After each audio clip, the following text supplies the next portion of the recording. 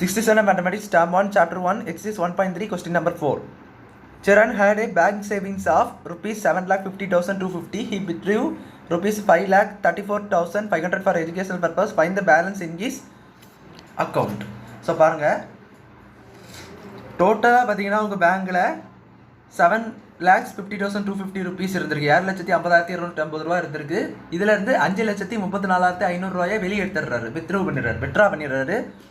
So பேலன்ஸாக எவ்வளோ இருக்குன்னு கேட்டுருவாங்க. So balance அப்படின்னு வந்துட்டாலே பெரிய நம்பர்லேருந்து சின்ன நம்பரை கழிக்கக்கூடியதாக தான் இருக்கும், சப்ட்ராக்ஷன் ப்ராப்ளம்.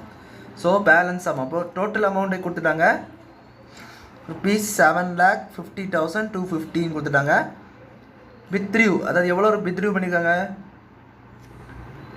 வித்ட்ரூ எவ்வளோ பண்ணியிருக்காங்க 5,34,500 rupees வித்ட்ரூ பண்ணியிருக்காங்க. ஸோ இதை தவிர்த்து மிச்சரிக்கை தான் பார்த்தீங்கன்னா நம்மளுக்கு வந்து பேலன்ஸ். ஸோ என்ன பண்ணணும், சப்ட்ராக்ட் பண்ணணும். ஸோ 0 - 0 0, 5 - 0 பார்த்தீங்கன்னா 5, 2 கேரி ஓவர். சின்ன நம்பரை மேலே சின்ன நம்பர் இருந்துச்சுன்னா கேரி ஓவர் பண்ணணும், நல்லாவே தெரியும் உங்களுக்கு. இங்கே 9 10 ஆகும். ஸோ 10 மறுபடியும் 9 ஆயிரும். ஸோ அதை மறந்துடக்கூடாது. அப்போ 12 - 5 பார்த்தீங்கன்னா 7. இங்கே பார்த்தீங்கன்னா 5, இங்கே ஒரு கேரி ஓவர் வரும். இது பார்த்தீங்கன்னா நம்மளுக்கு வந்து 4 ஆயிரும். ஸோ இது 1, அடுத்து பார்த்தீங்கன்னா இது 2.